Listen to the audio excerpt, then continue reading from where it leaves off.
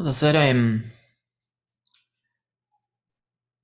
un pequeño recap, rapidito, rápido para acordarme yo también que habíamos visto. Habíamos arrancado la clase pasada con lo que era unidad 4, que si bien hace foco en lo que es las rocas ígneas, empezamos con lo que era una definición de una roca en general. Sí, tema presente lo voy a tomar en un ratito, voy a sacar captura, así que no hace falta que lo digan en el chat. Em, Bueno, y ahí hemos visto que en realidad había tres grupos de rocas, pero que agrupaba varias cosas. Principalmente cualquier cosa que sea un grupo de minerales o sólidos. Vimos algunos casos de rocas que no tenían minerales, sino que podían estar formadas simplemente por vidrio volcánico. Y que un denominador común de los tres grupos de rocas era de que los componentes se relacionan en sí con el momento y el espacio donde se generaron. Están muy asociados a eso. Entonces vimos que los tres grupos de rocas son las ígneas, que al mismo tiempo dividimos en dos, las que se formaban en el subsuelo por enfriamiento de un material derretido que llamábamos magma, y las extrusivas o volcánicas, que son las que se forman una vez que el fluido ese sale y se pasa a llamar lava. Luego teníamos el grupo de las sedimentarias, que se formaba por la destrucción, transporte, depositación y litificación del material destruido. Y después teníamos un tercer grupo que agrupaba varias formas de generación de rocas, que se llaman metamórficas, y tienen que ver con diferentes transformaciones por llevar las rocas a una temperatura o una presión muy extrema. O las dos, ¿no? Vimos un poco de historia de lo que era este ciclo, porque estos tres grupos de rocas están en constante transformación, así es que una roca ígnea en algún momento puede convertirse en una roca sedimentaria, en una metamórfica. Una sedimentaria, a través del proceso de subducción especialmente, puede transformarse en una roca metamórfica y posteriormente, si la temperatura es elevada, puede ocurrir la fusión de la roca y volver a formar magma, ¿no? Estaríamos en la parte endógena del ciclo, o sea, lo que estaba en el subsuelo. Y acá reiniciamos, entre comillas, porque vimos que no tenía ningún principio ni un final, el ciclo de las rocas. El fundido nuevamente podía volver a ascender en forma de volcanismo, donde podía formar rocas volcánicas extrusivas, o bien unas que vamos a ver ahora, que también son extrusivas, pero tienen una categoría particular, que son las rocas piroclásticas. Y bien, así esto se podía repetir infinitamente, y de hecho ocurre. Pero esta unidad le vamos a dedicar especialmente atención a lo que ocurre en la parte de las rocas ígneas, tanto en el subsuelo como en la parte de las rocas extrusivas, en las rocas volcánicas. Las rocas metamórficas las vamos a ir mechando de a poquito. Eso lo vimos, bueno, todo esto era la parte densa de la clase pasada, fue como cómo podíamos fundir la corteza, que no era fácil. Necesitábamos ciertas condiciones de temperatura y además de presión y de adición de líquidos para bajar el punto de fusión. Así que vimos estos mecanismos que tienen que ver con diferentes mecanismos de la tectónica de placas, ya sea rompiendo placas tectónicas o chocando, ¿no?, en el proceso de subducción. Vimos también una parte densa que tenía que ver con más la geoquímica del magma, de cómo estaba formado. Vimos que tenía una importancia la parte de los gases, eso le va a dar características de fluidez, pueden ser más viscosos, o sea, se mueven más lento o más rápidos dependiendo de la cantidad de gases. Y además vimos todo lo que tenía que ver con el contenido de sílice, también súper importante en la clasificación de rocas. Pasamos a ver la parte de la formación de minerales, vimos un poco lo que era la nucleación, cómo pasábamos de un fundido a un sólido. Y cómo la velocidad de enfriamiento de un magma nos daba una textura de roca, ¿no? La textura lo definíamos como cómo se veían los cristales en una roca. Podían ser grandes y bien formados, o más bien chiquititos, microscópicos, y necesitamos un microscopio petrográfico para verlos. Y eso tenía que ver con la velocidad de enfriamiento del magma. Si era lento, en profundidad generalmente, teníamos estas rocas con grandes cristales. Y si era rápido, no veíamos bien los minerales, pero estaban. Vimos esto que también es un poco complicado, un poco denso, que se llamaba serie de Bowen, que tenía que ver con qué minerales aparecían primero. Lo vimos en forma de gráficos, pero también les mostramos algunas fotos. Muchas las vieron en la clase presencial del otro día. Así que vimos que a medida que avanzaba el enriquecimiento del magma y se iba volviendo más rico en sílice, aparecían minerales que se consolidaban a menor temperatura, como el cuarzo, la ortosa y la muscovita. Y los de más alta temperatura eran la olivina, los piroxenos y los anfíbolos. Estos básicamente nos daban dos grupos de minerales que llamábamos máficos, en el caso de la olivina, los piroxenos y los anfíboles, que tenían mucho hierro y magnesio, y los félsicos, que eran de color más claro, que eran el cuarzo, la ortosa, la muscovita y un poco la plagioclasa. Vimos que las rocas en realidad no estaban aisladas, sino que formaban grandes cuerpos en el subsuelo, llamados cuerpos intrusivos, algunos de formas más elongadas, otros de forma perpendicular al resto de las rocas, como los diques y las chimeneas, y otros más masivos como los batolitos.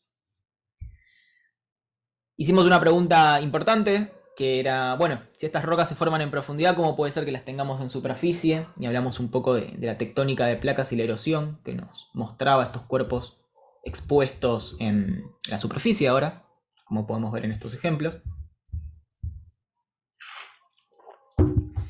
Vimos que el volcanismo estaba asociado a un tipo de metamorfismo en particular, que era el del térmico, que tenía que ver básicamente con cocinar las rocas, o sea, exponerlas a una temperatura o a fluidos mineralizados a alta temperatura. Vimos un poco lo de las texturas que les comentaba antes, algunas formas de clasificar las rocas, especialmente esta que se llama QAPF, que se fija simplemente en tres minerales, el cuarzo, el feldespato y la plagioclasa. Y acá empezamos a ver diferentes fotos, ¿no? de rocas ígneas plutónicas. Vimos el granito, que lo van a ver hasta el hartazgo en Recoleta. Y probablemente muchos de ustedes los tengan formando parte de sus casas, una mesada, baldosas o algo al frente de sus casas. Vimos que los colores del granito generalmente lo un mineral que se llama feldespato potásico, que tiende a ser o rosa, rojo, gris, pero que comercialmente se le dice granito a un montón de rocas que no son geológicamente granitos y llamamos granitoides. Y son rocas parecidas a los granitos, pero tienen diferentes proporciones entre lo que es el cuarzo, el feldespato y las plagioclasas. Caso de la sienita, que tenía mucho feldespato potásico. Las dioritas y las granodioritas, más ricas en plagioclasa y no tanto en cuarzo. Las tonalitas, también con más feldespato, perdón, con más plagioclasa que feldespato potásico. Y con estos minerales oscuros que no entran dentro de la clasificación, pero son muy notorios visualmente, que se llaman anfíboles o piroxenos. Aquí les mostré un caso. Algo así van a tener que hacer en el TP, van a tener que identificar alguna roca y obviamente con ayuda de nosotros clasificarla y decir qué minerales tiene. Vimos algunas no tan comunes. Pasamos a esta que era el famoso comercialmente granito negro, pero que no es un granito. De hecho es la única que no le vamos a decir granitoide, a pesar que su textura sea parecida, porque su composición es bastante distinta. Es una roca con muy poco cuarzo, casi nada, y casi nada de feldespato potásico, y generalmente negro, gris o verdoso. Otras no tan comunes. Vimos que para la misma composición podíamos tener rocas con diferente textura. Entonces, si bien el granito lo veíamos así, con los minerales bien formados, porque su textura era granosa, teníamos una versión del granito de ese mismo magma que cristalizó a menor profundidad, más rápido, y por lo tanto al cristalizar más rápido no exponía cristales de gran tamaño, y se llama riolita, ¿no? Tiene la misma composición que un granito, pero diferente textura. Esta es la versión extrusiva del granito, ¿no?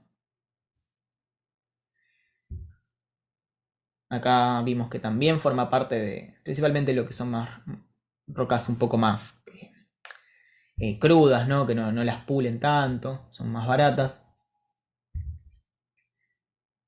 Otras parecidas a las riolitas, en este caso sería como el equivalente volcánico de las dioritas, que son las dacitas.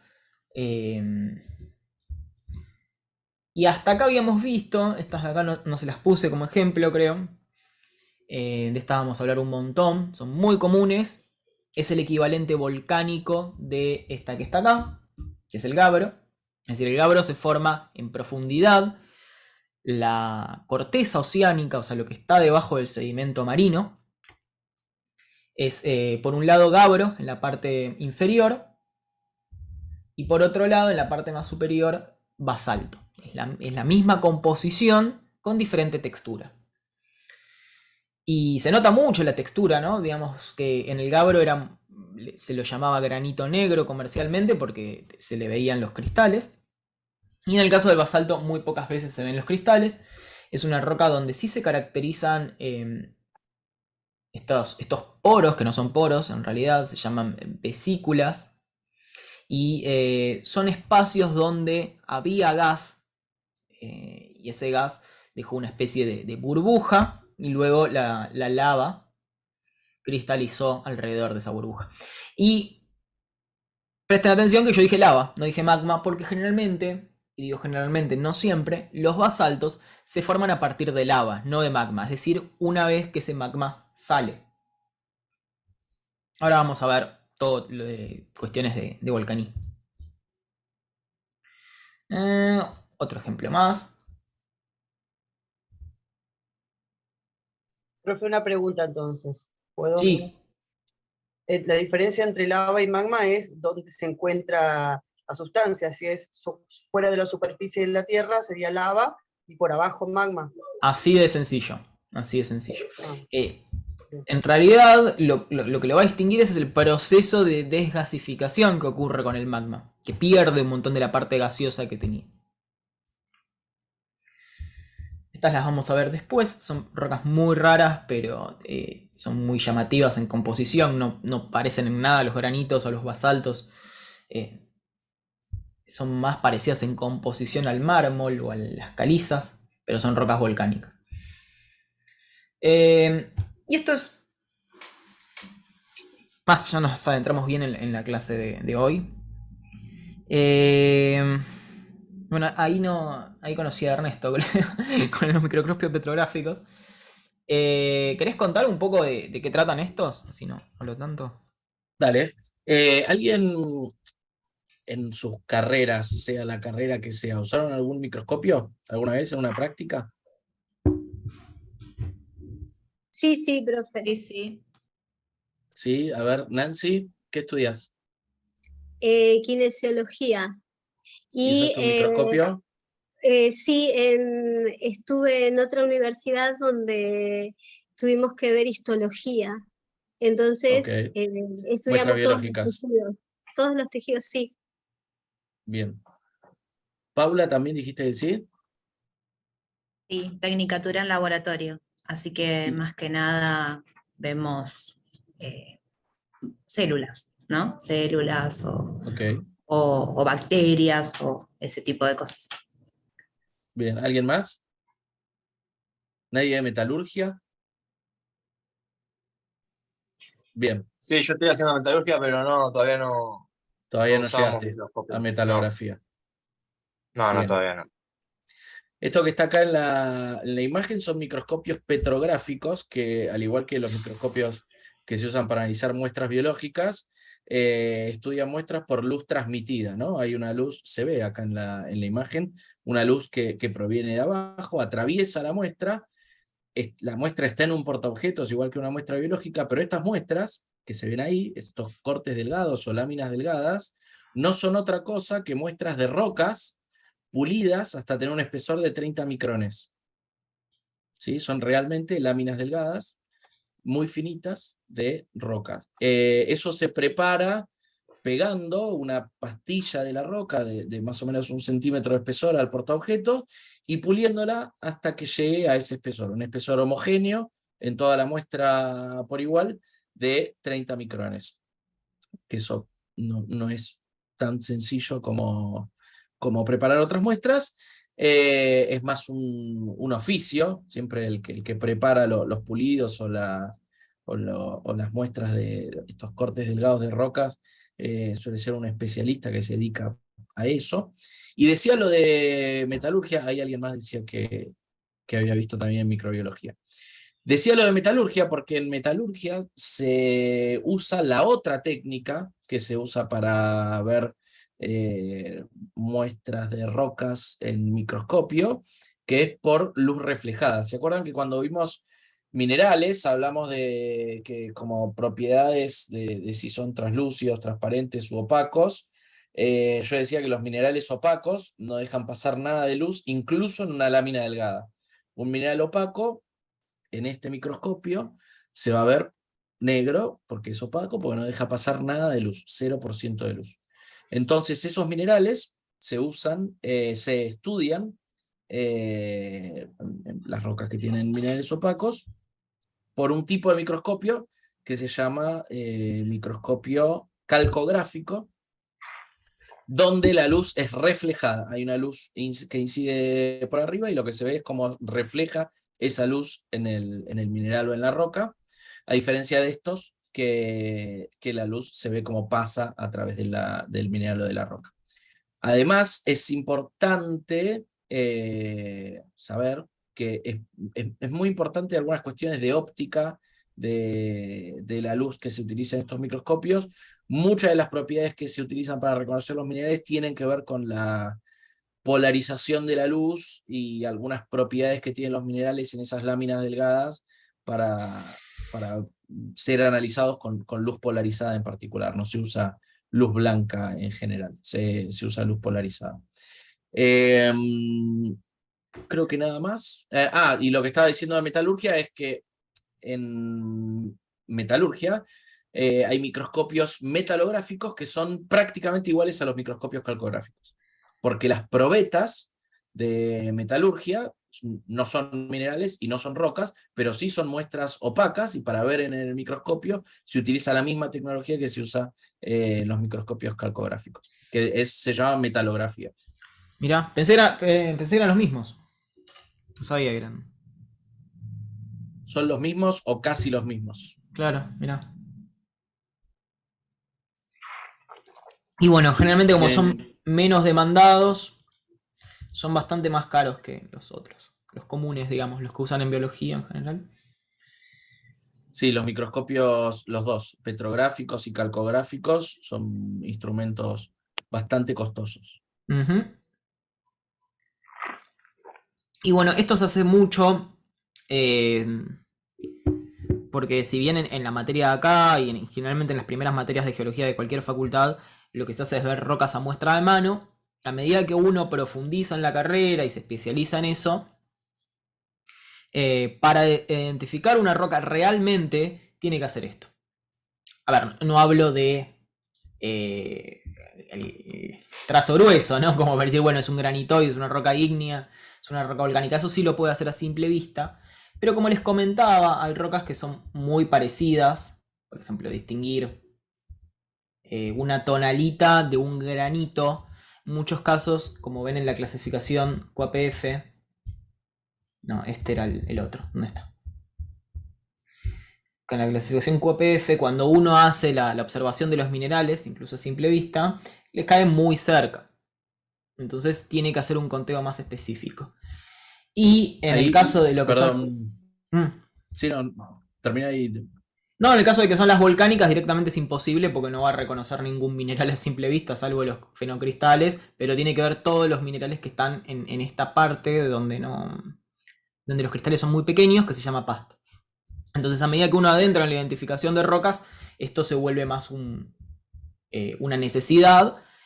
Y aunque generalmente eso se deriva a otros geólogos que capaz que saben un poquito más de petrografía, todos tienen que pasar por cortes delgados cuando identifican rocas.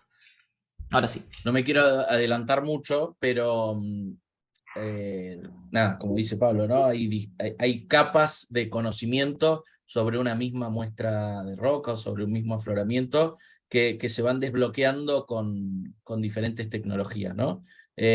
Con una muestra de mano, un geólogo o una geóloga con experiencia puede decir muchas cosas, o con un afloramiento, con una lupa por ahí reconoce un poco más, con un microscopio reconoce un poco más, con un análisis químico va a reconocer más, con análisis químico hay de diferentes tipos, de elementos mayoritarios, minoritarios, trazas. Con un análisis químico isotópico puede tener más información, puede incluso saber hasta la edad de la roca haciendo un análisis geocronológico de la muestra. Hay como mucha información posible en un afloramiento o en una muestra de roca que se va desbloqueando con capas de tecnología que obviamente hacen que cada una de esas capas de información desbloquearla sea cada vez más costoso, ¿no? Si un afloramiento de roca nunca nadie dijo de qué edad es, sería importante averiguar de qué edad es. Ahora, saber de qué edad es la mesada de mi cocina, que ni siquiera sé de dónde vino, no aporta nada a nada y sería un gasto innecesario.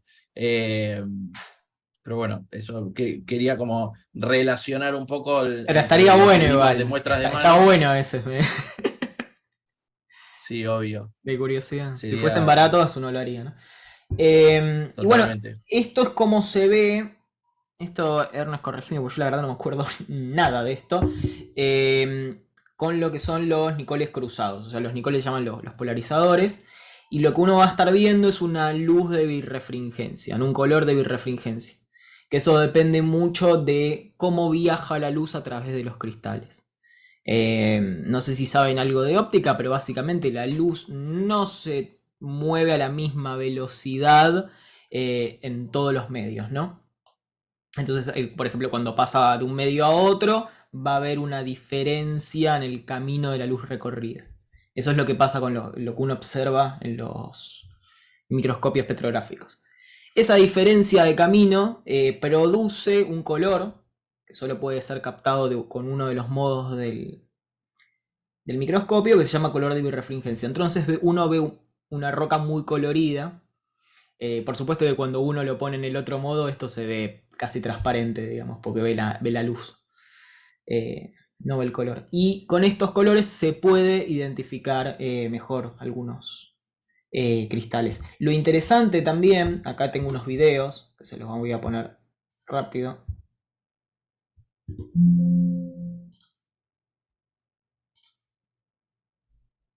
Ahora sí me abre esto ahí.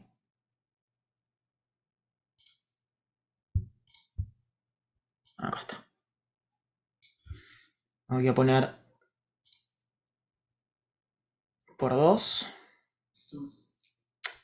Mineral has low to moderate relief.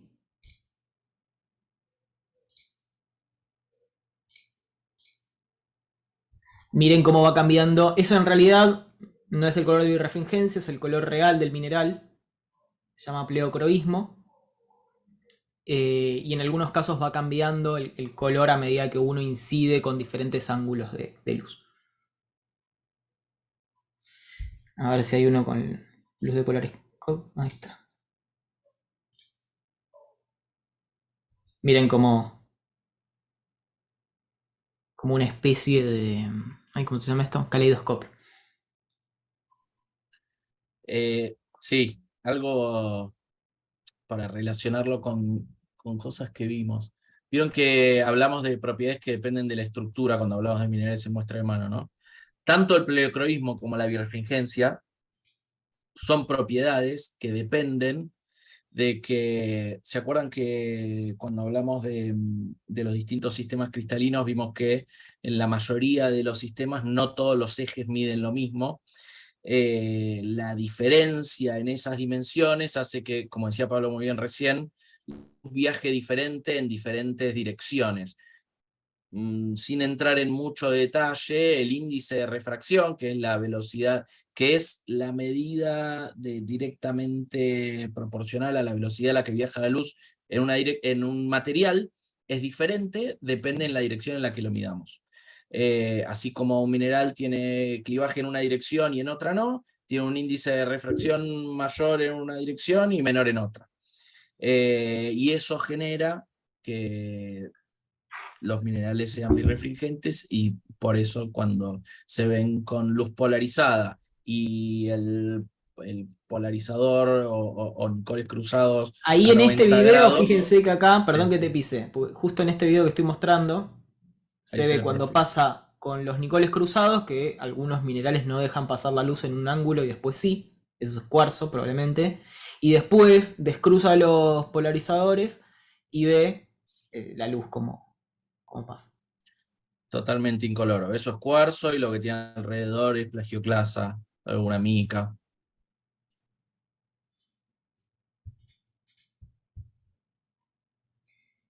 Y esto es, supongo que era más de lo mismo, puse 3 videos, pero en los 3 está bueno porque te explica, están en inglés, pero está bueno como el tipo va explicando. Y como decía antes Ernesto, hay diferentes enfoques, ¿no? Hay gente que la tiene muy clara con el microscopio, pero simplemente se dedica a rocas sedimentarias, por ejemplo. Entonces lo que va a analizar son propiedades de las rocas sedimentarias que vamos a ver en las siguientes clases, ¿no? Y gente que la tiene clarísima, pero para rocas metamórficas. Gente que la tiene muy clara para rocas volcánicas.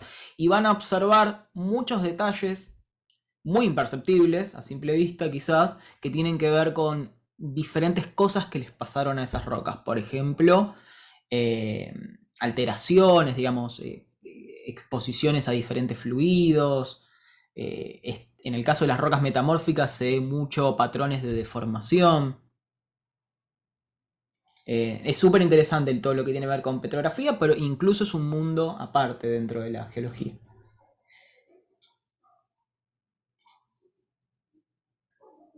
Bien, a ver en qué estamos. Y esto era todo de la clase anterior en realidad. Ahora vamos a pasar a volcanismo.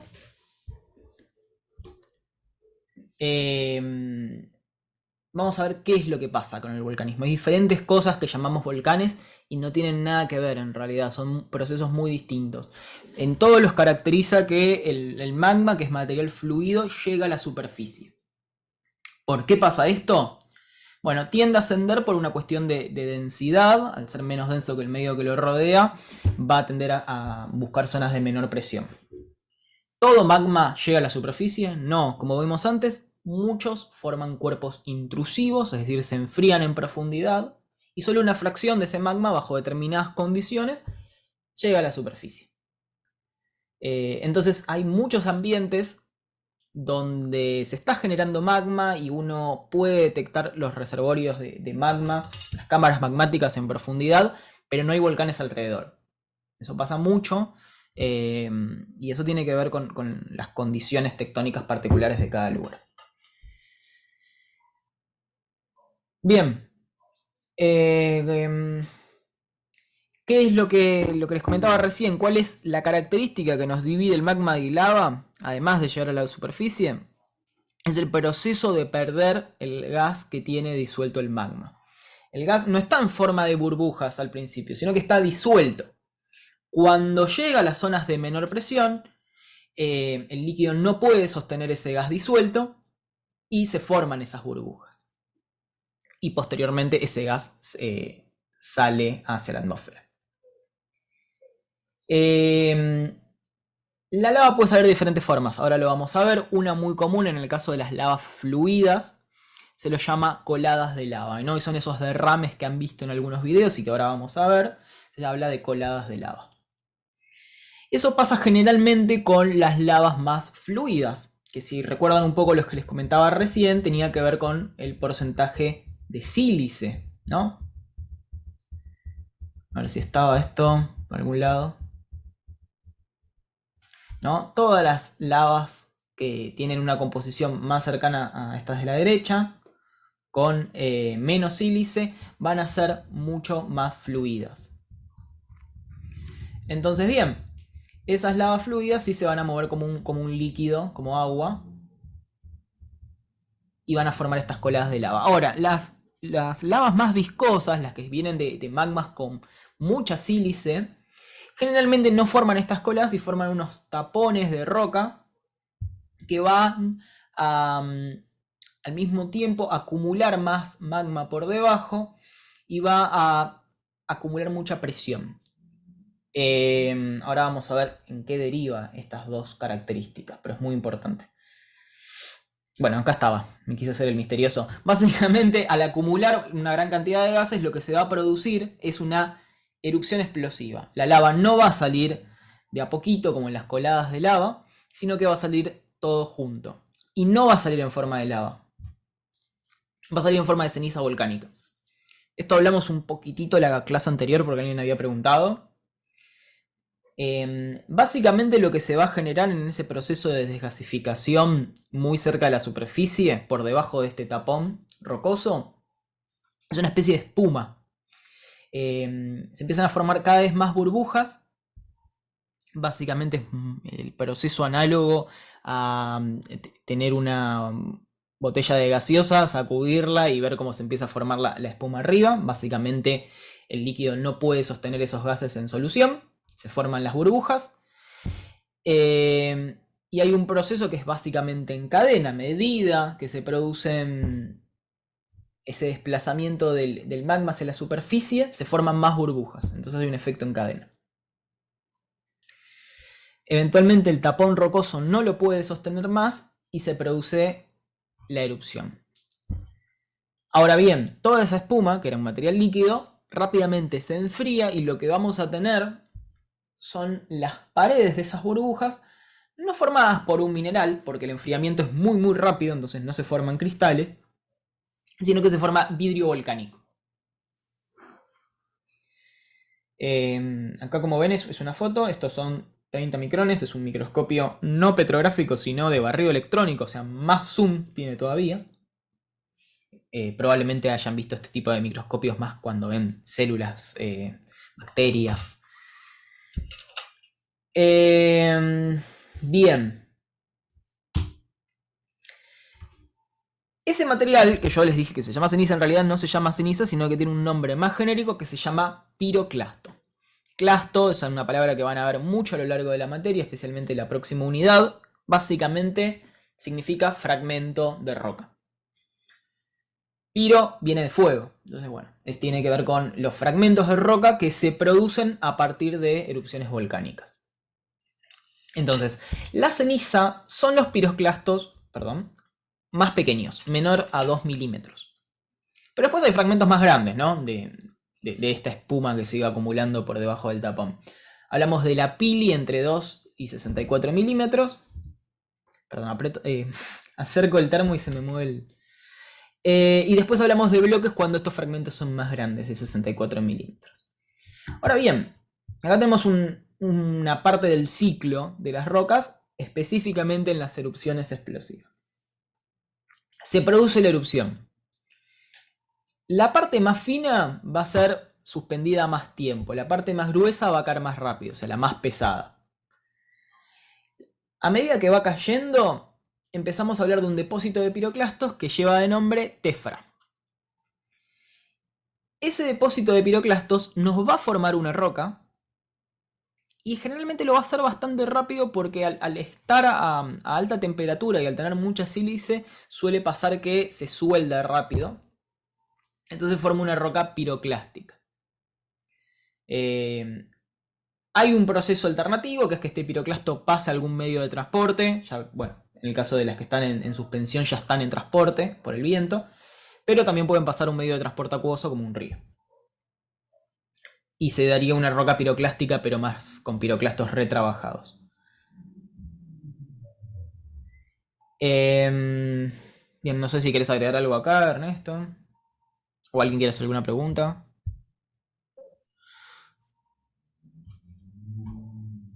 ¿Ninguna duda hasta ahí? O sea, lo Sí. primero que cae entonces es el magma. El magma no cae, por definición siempre está por debajo. O sea que esto sería Solo todo puede estar lava. adentro de la corteza terrestre el magma. Bien, eso me había quedado bien, gracias. En el caso de las erupciones explosivas, podemos tener lava líquida. Hay todo un espectro que ahora los voy a poner en una diapositiva.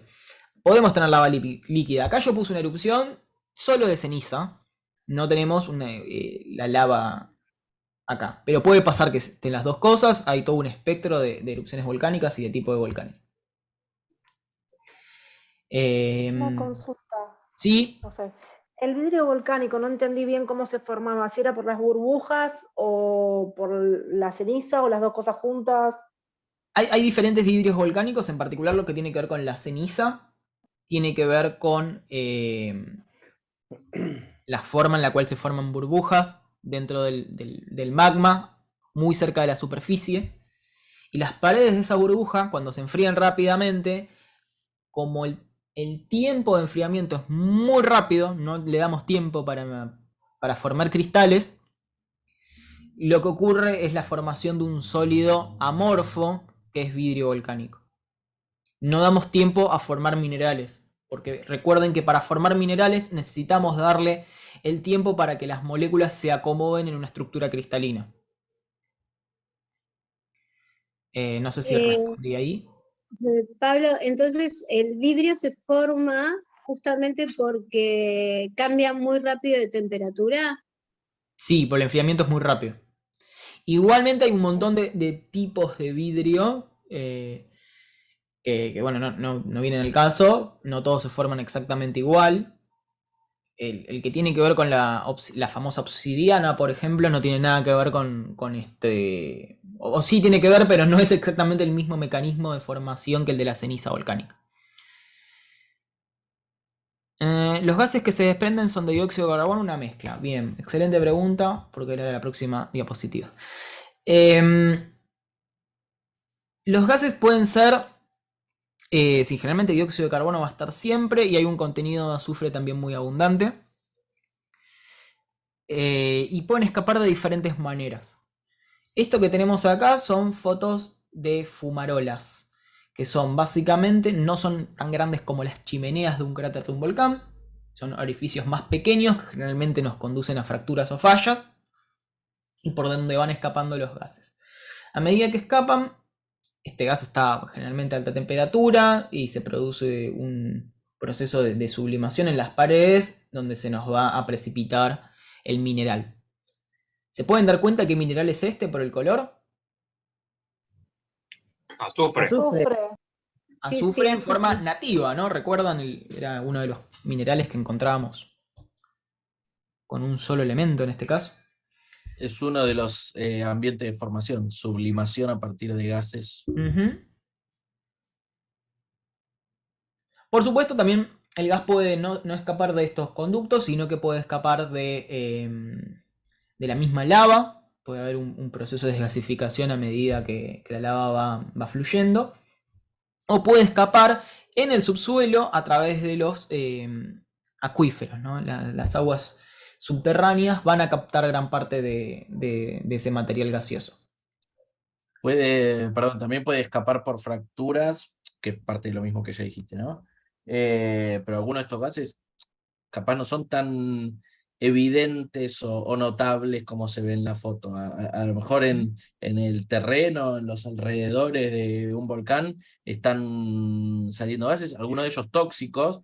Por eso una de las técnicas de monitoreo de áreas volcánicas más importantes es el monitoreo de gases. De nuevo, algunos pueden ser muy peligrosos y ser invisibles.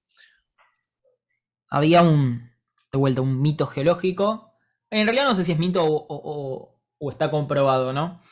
Pero el mito consiste en que aparentemente algunos animales, especialmente aves, pueden detectar o aparentemente se dan cuenta momentos antes de la erupción. Casi funcionan a la par de los equipos de predicción volcánica.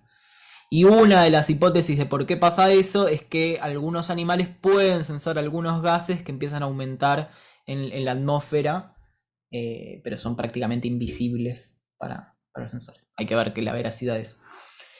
Hay, en el mismo sentido, que yo creo que algo de verdad debe tener, También otra técnica de monitoreo de volcanes activos es el registro de la sismicidad, ¿no? Muchas veces la microsismicidad Sí, o más seria. sismicidad que no que es imperceptible para las personas, antecede a eventos de erupciones volcánicas.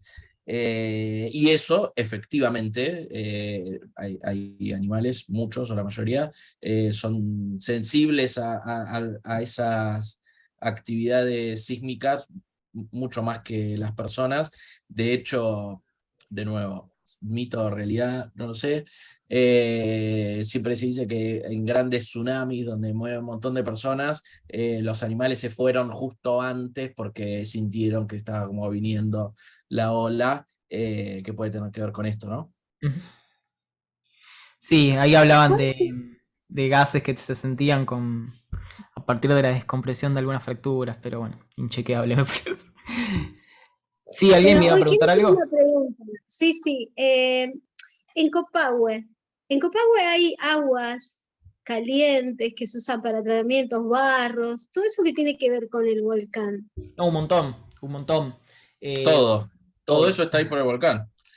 O sea, la temperatura obviamente va a provenir de las cámaras magmáticas y además gran parte de la mineralización de esas aguas subterráneas está dada justamente por el escape de, de los gases en las aguas subterráneas, ¿no? No va a pasar directo a la atmósfera, sino que va a pasar un medio acuoso y después el medio acuoso lo puede liberar o no.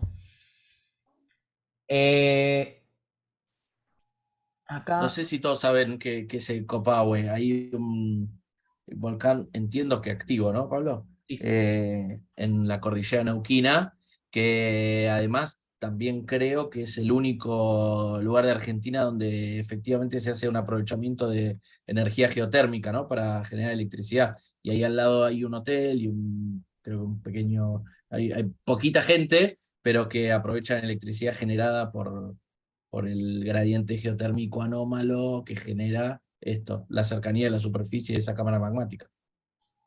Sí, además van a hacerse tratamientos de piel muchas personas por el tipo de minerales que tiene Con el los agua. barros y eso, Los barros, sí. mira. Sí, sí, yo conozco gente que ha ido a hacerse tratamientos y van exclusivamente a hacerse tratamientos ahí de piel. Sí, ahí ya no podemos hablar mucho porque nuestras credenciales de dermatología son Que nulas. nos sacaban el manual así que ahí. solo vamos a hablar de mito geológico. Como me preguntaba acá Martín, ves que en el chat los gases son principalmente el dióxido de carbono está siempre, pero también está en mucha abundancia todo lo que es los gases de azufre, los gases con cloro y con flúor.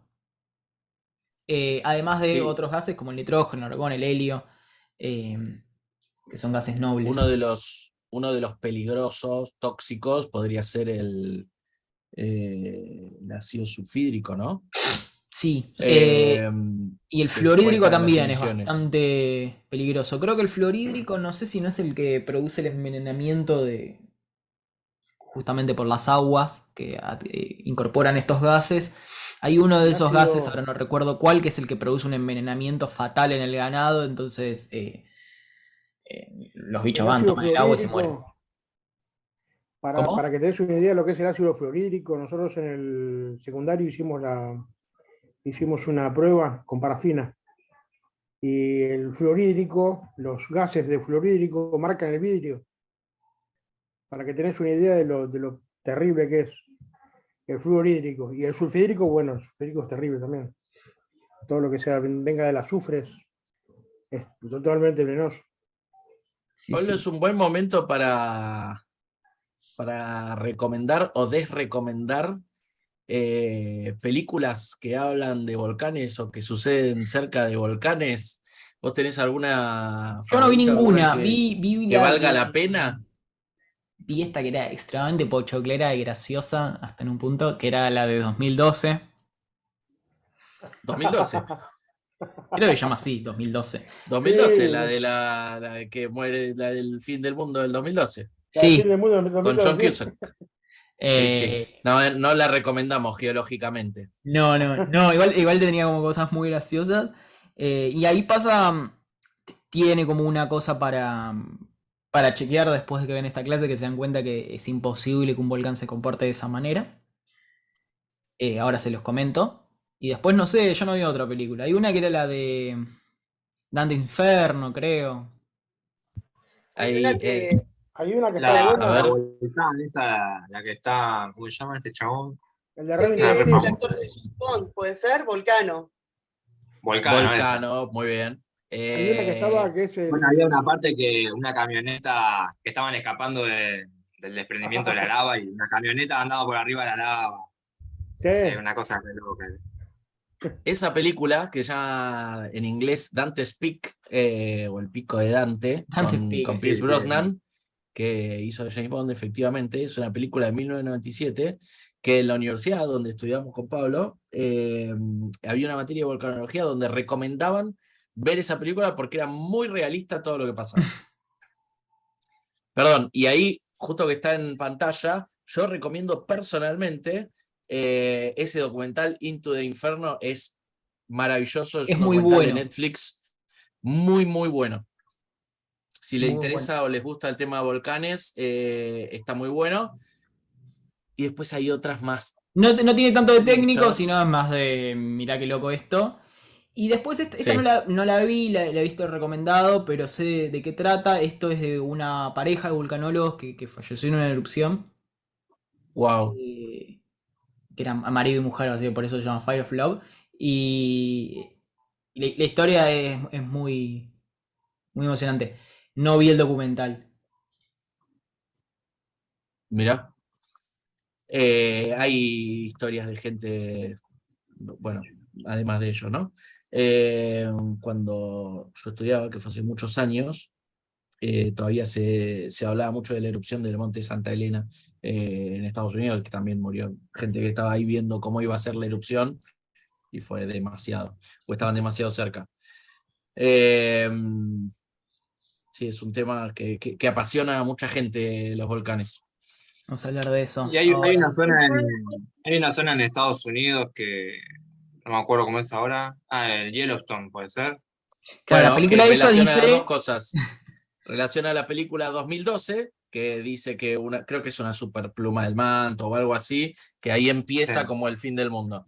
claro. Pero además entiendo, no sé mucho de geografía de Estados Unidos, eh, pero me parece que el Monte Santa Elena también está en esa zona, es una zona con alta actividad geotérmica y volcánica, ¿no? Sí. A Hay, ver, hay una película muy vieja que es Krakatoa al este de Java. También una erupción muy famosa, histórica, ¿no? respecto al Yellowstone, es una caldera, o sea, todo el parque nacional está englobado en la caldera, por eso tiene los geysers, que son como partes chiquititas de la caldera, digamos, donde sale agua. Pero es un volcán que hizo erupción en el pasado y que eventualmente va a tener otra erupción. Hay todo un debate, que no lo sigo de cerca, entre si va a ser varias erupciones pequeñas, entonces de menor magnitud al original, o va a ser una super erupción como el original. En el caso de una super erupción que no va a ocurrir en los próximos años, digo, a nivel nosotros, ¿no? De nuestras vidas, pero sí probablemente a nivel geológico en los próximos centenas, miles de años. Esa erupción va a ser terrible y va a dejar una gran cicatriz en esa zona de Estados Unidos.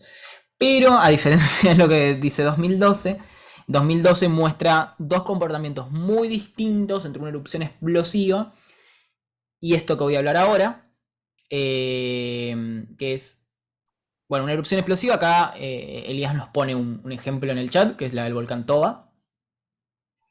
Y las erupciones de lava fluidas, que son las de Hawái. 2012 es una ensalada, mezcla los dos tipos de erupciones. Generalmente son una u otra. Estas son las lavas más fluidas. Llevan justamente su nombre por el tipo de roca que van a formar, que son los basaltos. Y como les comentaba, forma algo que se llaman coladas de lava, que rápidamente al enfriarse dan diferentes formas, depende cómo se mueva ese material, ¿no? Tienen estos dos nombres que son nombres nativos de las islas de Hawái, que es Paoeoe y Aa, que son las diferentes formas en las cuales encontramos esas coladas. ¿Sí, alguien me iba a preguntar algo? No, iba a ser una pregunta estúpida, pero ¿se No, nombró para la nada. película Volcano o algo así? Yo no la vi. Yo creo que era demasiado exagerada. Probable, es probable. Volcano es una película con Tommy Lee Jones que es de la misma época. Vieron que a veces, no sé cómo, no importa cómo funciona, pero las películas a veces salen varias del mismo tema al mismo tiempo, de vampiro, del fin del mundo, de cosas, son como épocas. También es de 1997 Volcano, y es una película truchísima en el sentido geológico, o sea, es entretenida y todo, pero es truchísima. Tipo, la lava le cambian el recorrido con una calle, con una explosión, ¿no? Es muy, no tiene nada de realista comparado con la otra, Dante's Peak, que sí está bastante bien. Y Bruna, es una además, pregunta interesante, que no sé si lo tengo acá en las diapositivas, y de hecho no recuerdo. Es algo que no está del todo saldado a nivel objetivamente, es así. ¿En qué define un volcán activo o inactivo? Y hay un periodo de años entre no tener una erupción y tenerla, en la cual pasás de un volcán inactivo, durmiente, a directamente un volcán inactivo. Creo que está en una de las diapositivas, así que si me bancás un toquecito ahí llegamos y lo recordamos, porque no me acuerdo exactamente cuántos eran los años. Pero que variaba en la bibliografía, seguro. Desde que estoy en el verano en la materia, que quiero traer a algunos de los del CEGEMAR, que tienen un observatorio volcánico, y no me dan pelota.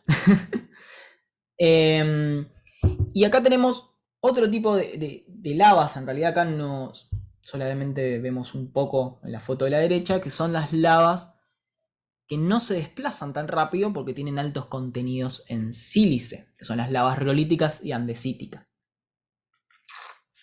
Muy pocas veces las vamos a ver como colada. De hecho, yo he buscado fotos y lo único que encontré fue la de la derecha, que es como unos derrubios de roca con material fundido por debajo, o sea, no se llega a ver del todo.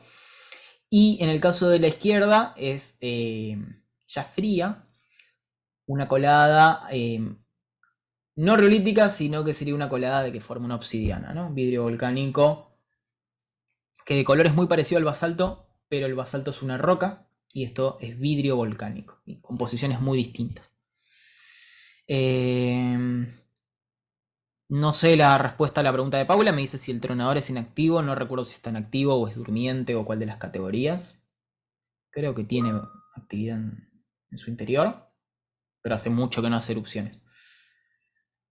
Bien, este es un dato súper curioso. Hay un lugar en Tanzania, como les dije varias veces, esa parte de África es muy particular geológicamente porque es uno de los pocos lugares en el mundo, o mejor dicho, el único lugar en el mundo en la actualidad, donde se están partiendo la corteza continental. Entonces tenemos un valle de rift. El volcanismo en los valles de rift, por razones que no vienen al caso, es muy distinto geoquímicamente y pasan cosas extrañas. Por ejemplo, hay unas lavas en un volcán, se llama Montaña de Dios, que son muy frías, por lo tanto no tienen el color, la luminiscencia de las lavas más calientes, alrededor de 900 grados, 1000 grados. Estas están a 500 grados. Y además tienen baja sílice, lo que les da el color, este color negro. Y cuando se enfrían forman unas rocas, paradójicamente son de color claro, no negras, que son las que están en el fondo, que llaman carbonatitas, que son las que les mostré hace un rato, que son unas rocas volcánicas formadas por carbonato de calcio y son rarísimas. ¿Por qué se los estoy mostrando? Porque es una curiosidad a nivel mundial. Pero no, obviamente no es la norma. Acá pasamos al tipo de erupciones. Nos vamos acercando un poco más a las preguntas que estaban haciendo. Como les comentaba, hay todo un espectro en el cual hablamos de diferentes tipos de erupciones. Algunas que ya hablamos como más explosivas y otras que son de lava fluida. En lo que son las lavas más fluidas, las tenemos a la derecha de esta parte. Tenemos volcanes que son muy parecidos a los de Hawái o los de Islandia. Esos dos tipos de volcanes son volcanes de tipo en escudo, formadas por la acumulación de varias coladas de lava basáltica. Voy a hacer un dibujito sobre la marcha, pero básicamente empieza a haber una fisura. Sobre esa fisura hay una colada basáltica y se va armando un relieve así. Entonces son volcanes más bien más largos que altos, aunque pueden ser muy altos. Y tienen diferentes partes, ¿no? Digamos, esta sería como la parte más del domo volcánico o el escudo volcánico, pero después tienen erupciones que son más pequeñas, que pueden ser, por ejemplo, fisuras. Ahora vamos a ver unas fotos que se pueden formar a los costados.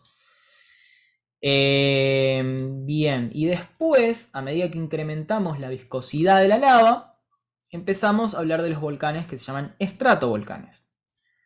Estos volcanes van a tener, en el caso de los que están en el medio, una intercalación de erupciones de lava y erupciones de ceniza, o las dos al mismo tiempo, pero más bien moderadas, ni muy explosivas ni muy fluidas. Básicamente es porque el magma en este caso generalmente tiene unas composiciones intermedias, ni muy granítico, o sea, no muy rico en sílice, pero tampoco tan pobre en sílice como las de Hawái. Entonces, esto se va a formar por acumulaciones de ceniza, acumulaciones de lava. Tendría que usar dos colores distintos para que se note. Vamos a poner que la ceniza es azul y la lava es roja. Entonces se va formando una, después se va formando otro. Y en general tienden a ser más altos que anchos, como los que les comentaba antes de Hawái. Casos de erupciones o volcanes estrombolianos, los que tenemos en Europa, por ejemplo el Stromboli, que está en Italia, y también creo que muchos de la cordillera también tienen este tipo de forma. Después pasamos más a los que son más bien de la cordillera, que son los vulcanianos y los pelianos, que son un poco más explosivos. Como ven acá en este dibujo, grafica las erupciones de ceniza como más predominantes. Y finalmente llegamos al caso de las erupciones más explosivas, que son las plinianas, ¿no? Caso típico de el que nos comentaron recién, el Toba, el Krakatoa, el Pinatubo, la famosa erupción de Pompeya, en Italia, que lleva su nombre, de hecho pliniana es por Plinio el Viejo, un naturalista griego que documentó esa erupción. Bueno, y hay algún factor extra que le agrega explosividad a las erupciones, que es la presencia de agua. Caso ejemplar, por ejemplo, esto puede pasar en cualquier tipo de volcán, no solo en los de ceniza. ¿No puedo sacar esto? Caso ejemplar, los de Hawái y los de Islandia. Los de Islandia, si bien la composición no es muy distinta a los de Hawái, son lavas fluidas, son un poco más violentas las erupciones. Y generalmente eso está dado porque hay aguas subterráneas o bien depósitos de aguas superficiales como lagos o incluso hielo que están por encima de la chimenea volcánica. Cuando se produce la erupción, eso hace que se incorpore un montón de gas a la erupción y se produce una erupción freática. Las erupciones freáticas o freatomagmáticas son mucho más explosivas. Entonces es un factor extra que le puede agregar mayor explosividad a la erupción. Pero en general va a depender del contenido en sílice, el contenido en gas y el agua. Bueno, acá está. Les hice un dibujito y tenía uno acá, muy lindo, de cómo se ven los volcanes de Hawái. Son muy extensos por debajo del nivel del mar, o sea, continúan por debajo. Si no me equivoco, creo que el relieve más alto en la Tierra, contando desde el fondo marino, creo que son los volcanes de Hawái. Obviamente si nos ponemos desde el nivel del mar, ahí es el Everest. pero desde el subsuelo marino tenemos una buena cantidad de metros de los volcanes en Escúa. Y a la derecha tenemos el ejemplo de lo que era el estratovolcán, acumulado capas de ceniza y coladas de lava. ¿Qué hace 2012? Mezcla los dos tipos de volcanes, entonces hay como lava que fluye por todos lados y después también hay una gran explosión de ceniza. Generalmente no pasan las dos cosas, o si pasan no son los dos extremos. No nos vamos a adentrar mucho, estos básicamente son diferentes caminos que puede tomar el magma, en este caso el que es bajo en sílice. ¿Puedo hacer una pregunta? Sí, te escucha abajo igual. Usted dijo que el tema de la explosión dependía de si el volcán tenía agua subterránea o no.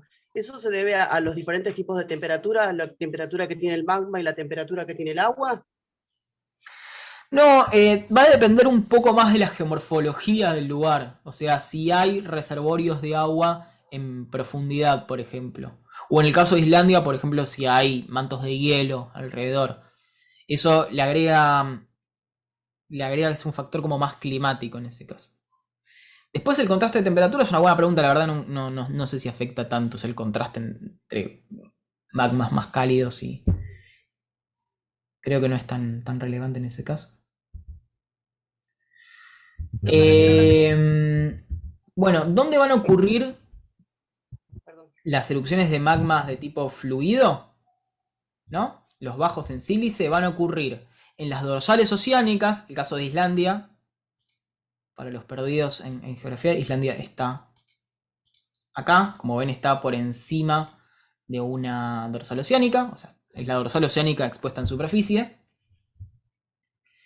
Y por supuesto todas las dorsales oceánicas que están por debajo del mar tienen erupciones de lava también, nada más que no las vemos.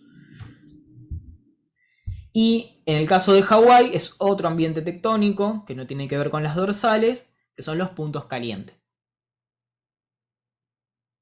Es decir, en el caso de Hawái es intraplaca. Como ven, no hay ningún borde de placa tectónico, Hawái está en el medio.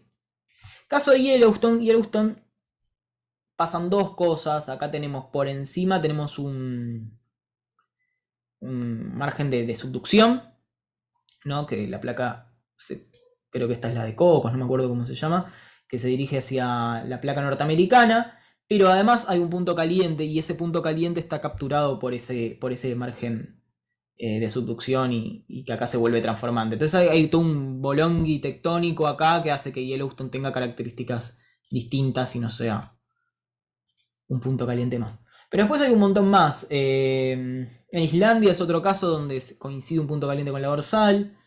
Tenemos todas las que son las islas del Atlántico. Y por supuesto, toda la ruptura de África en dos partes está alimentada por puntos calientes, ¿no? Profe, perdón, una pregunta. ¿Puntos calientes nos referimos a porque hay mucha actividad volcánica o porque hay algo que haga que sea un lugar caliente y eso genere los volcanes? Se habla en general de puntos calientes cuando vos tenés plumas del manto.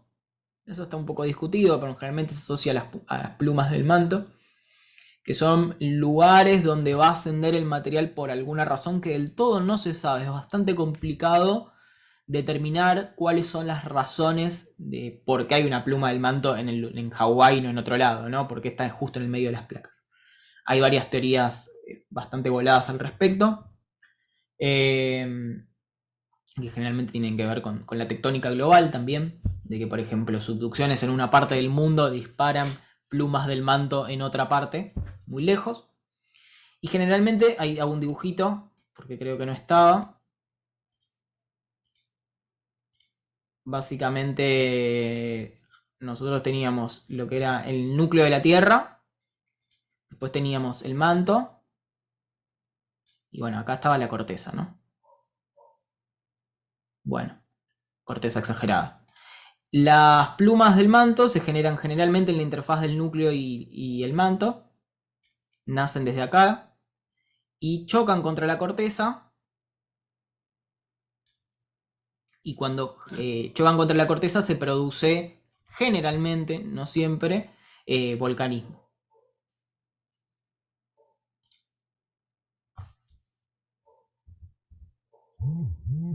Los bordes de placas no se los llama puntos calientes, son bordes de placa. Aunque pueden coincidir, como vemos acá algunos ejemplos, ¿no?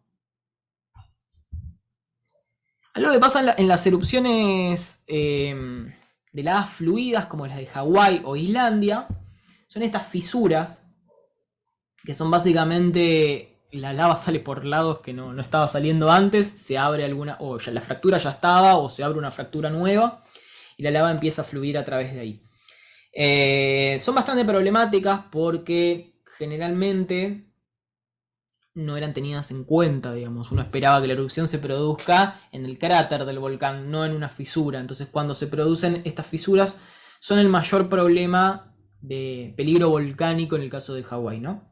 Como ven, incluso acá había infraestructura humana, había casas, había caminos.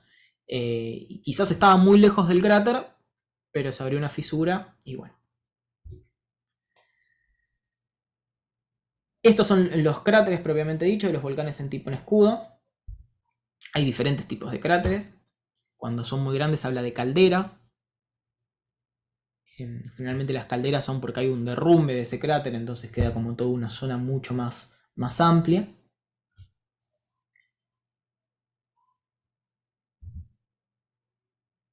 Y ahora pasamos un poco a los ejemplos de los volcanes de magma viscosos. Que habíamos visto que en algunos casos generaban estratovolcanes. Y en otros casos producen otro tipo de volcán que se llaman domos o conos de ceniza. ¿Dónde se producen estos tipos de volcanes? Ya sean domos, estratovolcanes, conos de ceniza. Bueno, no vamos a estar hablando tanto de los puntos calientes ni de las dorsales oceánicas, sino de la subducción. Ya a esta altura de la materia me imagino que todos saben lo que es la subducción. Díganme sí o no. Sí, eso era lo que quería preguntarles de eso, que capaz no es lo que viene ahora. Que si, digamos, toda la actividad volcánica que conocemos está como muy asociado a solamente esas zonas de subducción. No sé si me expliqué. No, está buenísima esa pregunta. Quizás les tomemos algo de eso en el parcial. Yo les tomé unas preguntas de eso.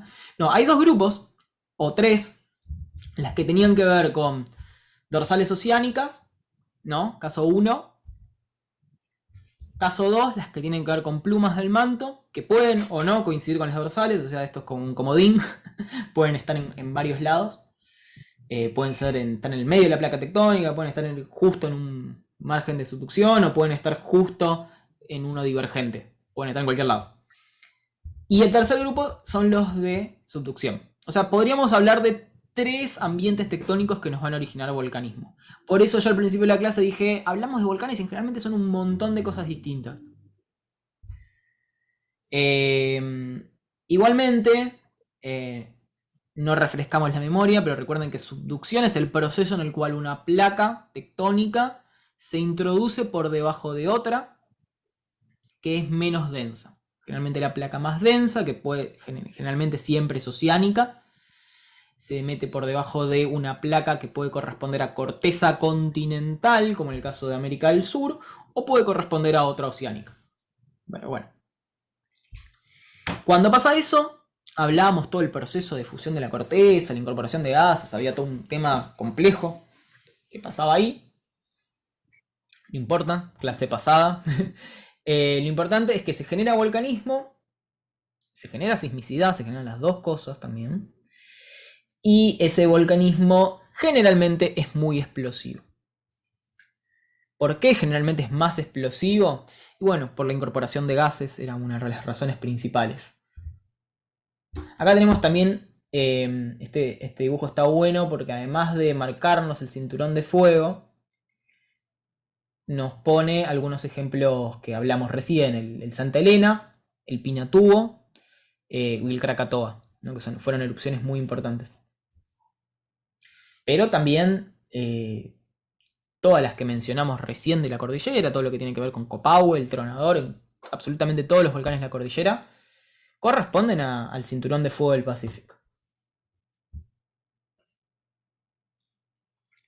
Los tipos de erupciones varían. En general son erupciones de ceniza, pero tienen características propias del lugar en el que estén. Recordemos que la tectónica es muy compleja. Entonces tenemos de todo alrededor del cinturón de fuego del Pacífico. Acá tenemos dos ejemplos, Monte Fuji, el Stromboli, que son de tipo estratovolcán, tienen erupciones de lava y a veces de ceniza. Pero después en el caso de lo que es el Santa Elena, son erupciones puramente de ceniza que generaron un domo. Estos son los famosos domos riolíticos, que son erupciones que se generaron pocas veces, generaron un tapón y quedaron ahí y pueden hacer erupción en un futuro. Pero lo que estamos viendo es el colapso de un volcán previo.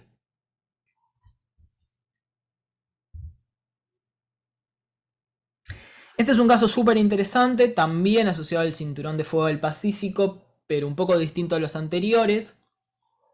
Es el único caso conocido en el cual se vio la generación de un volcán. O sea, el humano presenció la generación de un volcán en vivo y en directo. Es decir, no había un volcán, no había nada, y después de una erupción. Es un volcán que hizo erupción una vez, y de hecho no va a hacer otra erupción. Se llaman conos monogenéticos que ocurren una vez. Y estos conos de ceniza se presenció en 1943, la erupción de Paricutín. Era un tipo que tenía una granja en el medio de la nada en México y de un golpe de un día para el otro no tenía más granja porque hubo una erupción. Acá estaba la diapositiva que me había preguntado Bruno Savoy, y después hay una pregunta que está buena de Sebastián. Sebastián pregunta algo que habíamos visto un poquito antes, que era una fumarola. La fumarola es básicamente lugares donde hay exhalaciones de gas volcánico. Pueden ser submarinas, pueden ser en volcanes terrestres.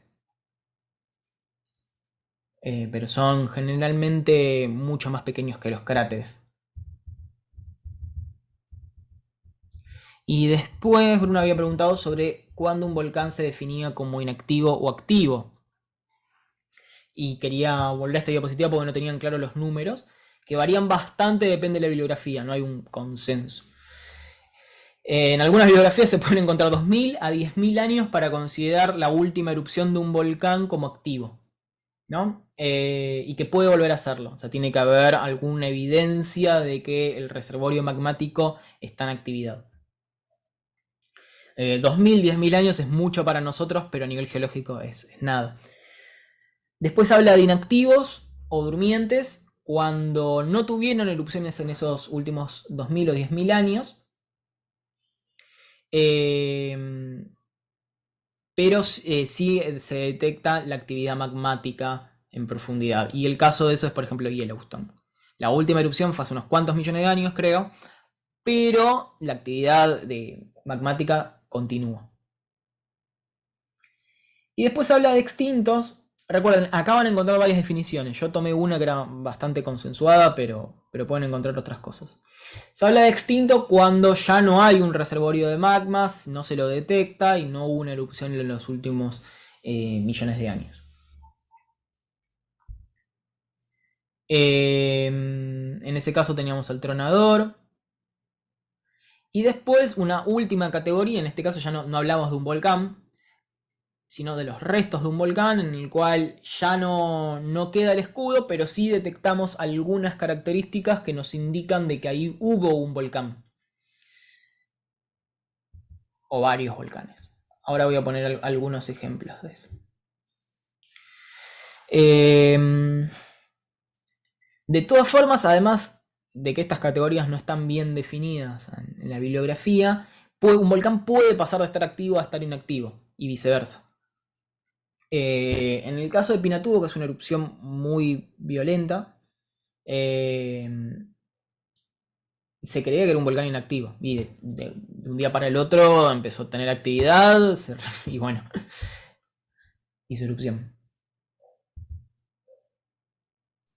Profe, perdón, no sé si ya lo dijo, Sí. pero ¿cuánto tarda más o menos? O sea, un volcán empieza a tener actividad y ¿cuánto tarda en llegar a su pico máximo de actividad, digamos, No te sé responder en esa erupción? pregunta. Yo creo que puede ser muy rápido. Lo que tengo entendido en el caso del Pinatú es que no sé si no estaba bien monitoreado y ya tenía algunos indicios, pero sé que fue como algo bastante más sorpresivo.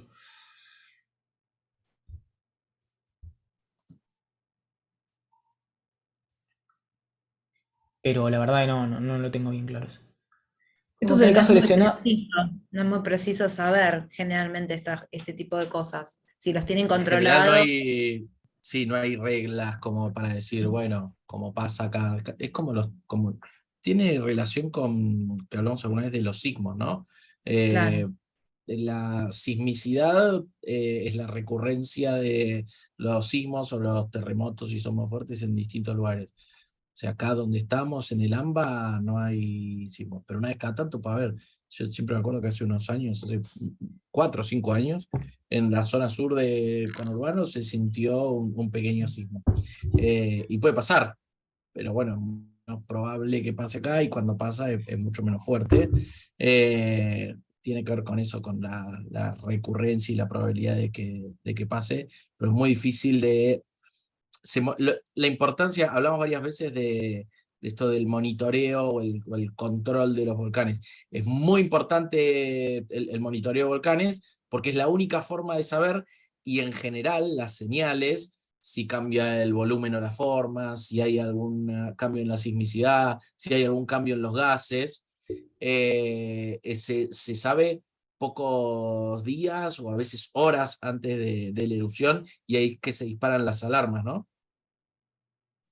Claro, re poco tiempo es como para actuar. Sí. Sí, sí, pasa, se Cuando ve que se está puede saber, se sabe con muy poco tiempo antes. Gracias. sí, En Córdoba, Perdón, perdón, Nancy, decime. no estoy, que quería decir que en Córdoba, ahí vivía mi mamá, y permanentemente hay movimientos sísmicos. Ah, bueno, ahí hay dos cosas. Yo pensé que ibas a ir a una que estaba ahí, que era el volcán de Pocho, que es un volcán que está en Córdoba. No, a ver, ahí hay dos cosas. Córdoba tiene una sismicidad moderada y es una sismicidad que es tectónica. Eso está presente hasta el día de hoy y no es una anomalía. Después hay una sismicidad de menor intensidad que tiene que ver con los volcanes. Generalmente no es tan perceptible.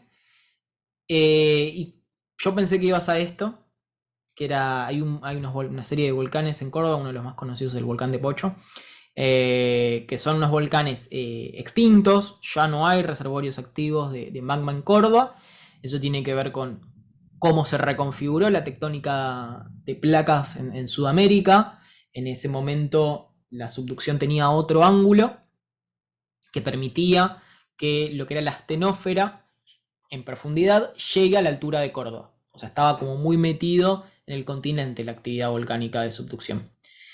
Eso después se fue moviendo hasta la actualidad, entonces la actividad volcánica se desplazó a lo que ahora es la cordillera, ¿no?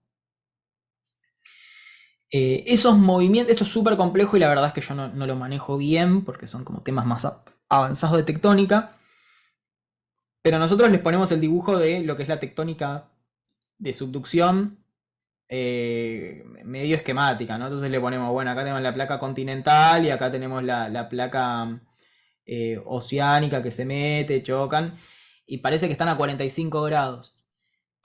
El ángulo de esto, aparentemente, es una de las cosas que reconfigura completamente dónde hay erupciones, o si hay erupciones, o si no hay erupciones. Es súper importante lo del ángulo porque determina a qué altura del continente se produce el ingreso de la astenósfera. Bastante complejo. Pero en el pasado esto estaba como por acá. O sea, la placa entraba y tenía este ángulo, entonces los volcanes estaban acá y después eso se desplazó a la posición actual. Entonces el volcanismo se desplazó. Todo para decir que en Córdoba había volcanes y ahora no. Sí, por eso ahí está la referencia que yo había dado de las rocas esas que tenían pies marcados. A lo de los pies no sé, eso nos mataste con lo de los pies.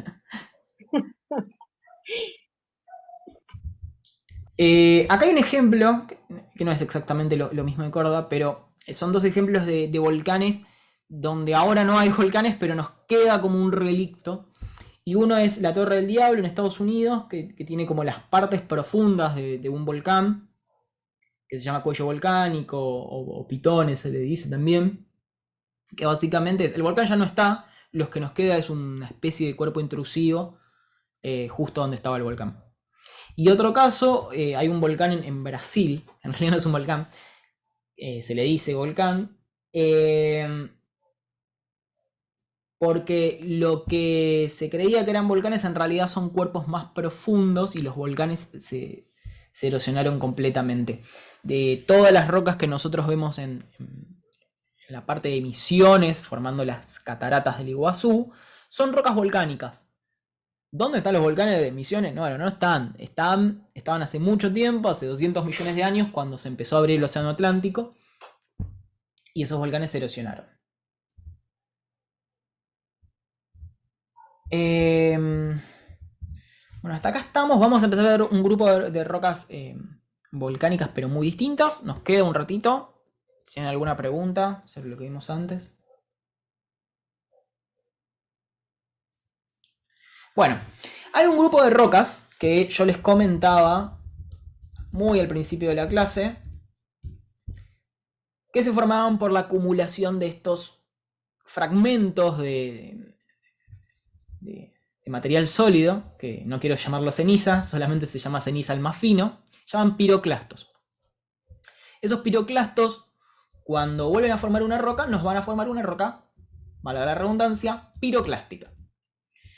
Entonces, las rocas llevan diferentes nombres de acuerdo al tamaño de los piroclastos. Esto les va a quedar más claro con las unidades de sedimentología, pero generalmente el tamaño va a definir la roca en este caso. Y las que están formadas por ceniza llevan el nombre de toba, al igual que el volcán Toba. Las que están formadas por fragmentos más piroclastos más gruesos se llaman lapilitas, y los piroclastos más grandes, que son los bloques, forman brechas. Después hay otro nombre que tiene que ver con el tipo de erupción que produjo esa roca, que se llaman los flujos piroclásticos. Son procesos súper explosivos y violentos que ocurren en algunas erupciones volcánicas, principalmente con ceniza a alta temperatura que se desliza por alguna ladera de un volcán. Y se habla de ignimbritas, pero para este caso también son rocas piroclásticas. Y cuando los piroclastos van a pasar a algún medio de transporte de vuelta, esto les va a quedar mucho más claro en las clases que viene, pero por ejemplo van a parar a un río y luego el río los deposita en otro lugar. Empezamos ya en el campo de las rocas sedimentarias. Entonces hablamos de un intermedio que se las llama volcaniclásticas. En general tenemos rocas piroclásticas puras que se forman muy cerca de los volcanes, como las ignimbritas, y rocas un poco más sedimentarias, que son las volcaniclásticas. Entonces ahí tenemos mezclas de ceniza con arena y un montón de combinaciones distintas. Estas, diría lo más grandes, pero no quiero ofender a nadie. Igual yo las conozco porque mi mamá las usaba mucho, que es la piedra pómez. La piedra pómez que tenía usos cosméticos. Ahora creo que vienen versiones de plástico. La piedra pómez es básicamente fragmentos o de la pili o de... no, son fragmentos de la pili. Pero básicamente es la espuma que les dije que se formaba en los cuellos volcánicos, ¿no? ¿Por qué pesa tan poco? Esto creo que lo mencionamos en la clase pasada. Bueno, porque el mayor volumen de esta roca es aire. Después hay una versión que no es tan liviana, que se forma generalmente en lavas un poco más basálticas, con menos gases, que se llama escoria volcánica.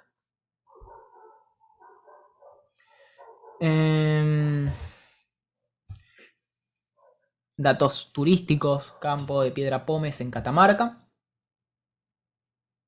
No sé si lo conocen, yo no, me gustaría ir. Si no me equivoco, no me acuerdo si es una reserva nacional o provincial. Pero bueno, básicamente son grandes mantos de téfara, ¿no? ¿Recuerdan la téfara? Se llamaba el depósito de ceniza. Ahora, por supuesto, formando una roca.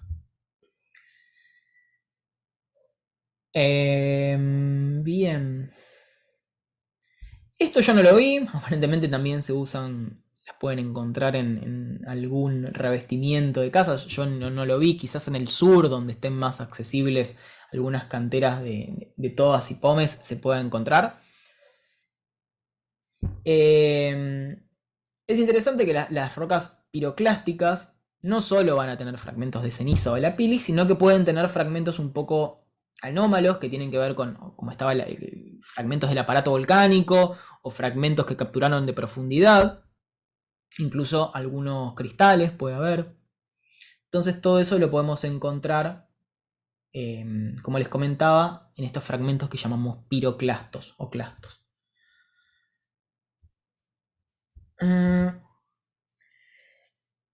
Estas son las brechas que están formadas por los piroclastos más grandes. Generalmente son otros ambientes volcánicos, más riolíticos.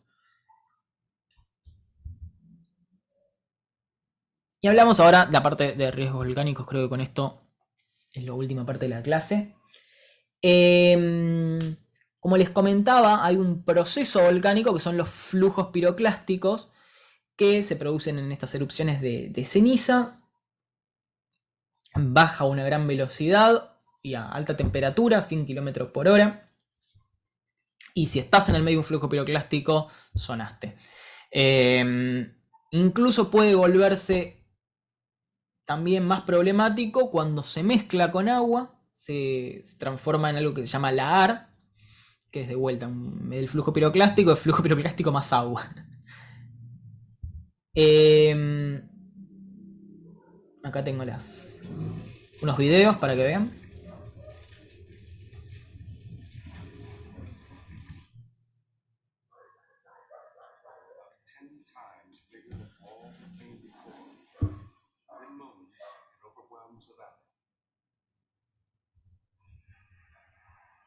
No sé si se dan cuenta la escala, pero es todo un valle fluvial que es tapado en segundos por un flujo piroclástico.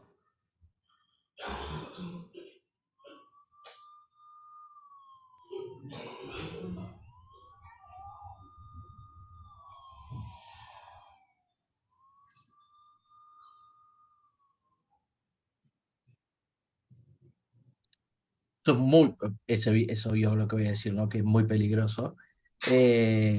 Un flujo piroclástico no llega a tener la temperatura de una lava, pero sí puede tener más de 100 y pico de grados, y más allá de la temperatura, solamente los fragmentos lo hacen lo suficientemente peligroso para terminar con cualquier forma de vida a su paso, ¿no? Sí, sí, es terrible. Entonces, si no me equivoco, es el Mayón. Ah, no, Lunsen.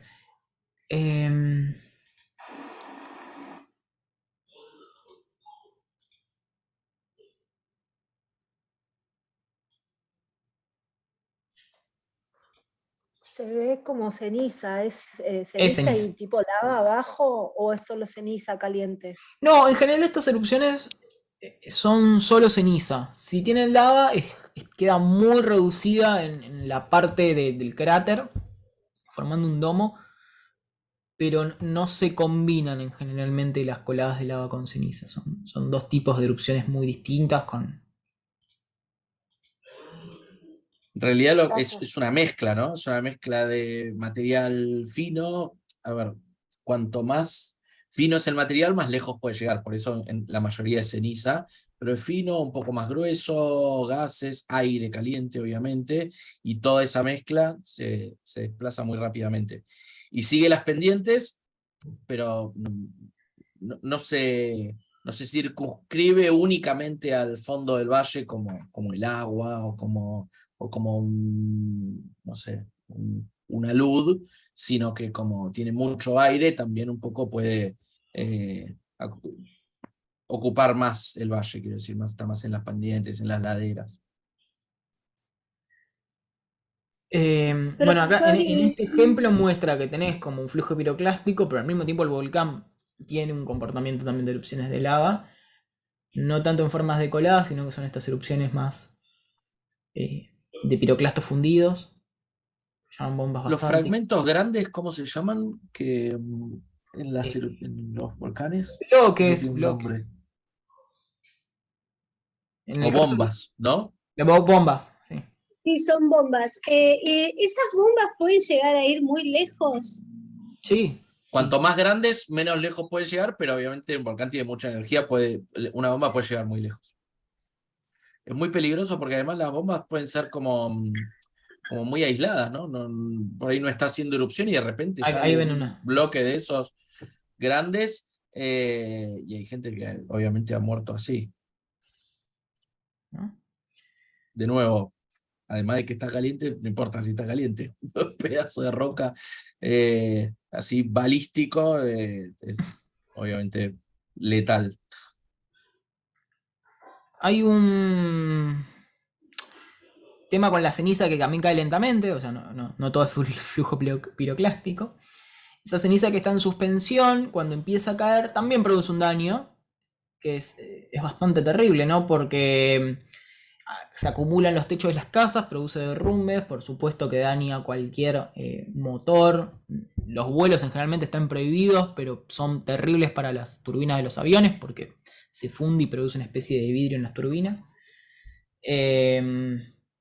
Bueno, hay infinidad de consecuencias de la caída de ceniza, incluso cuando no es un flujo piroclástico, ¿no?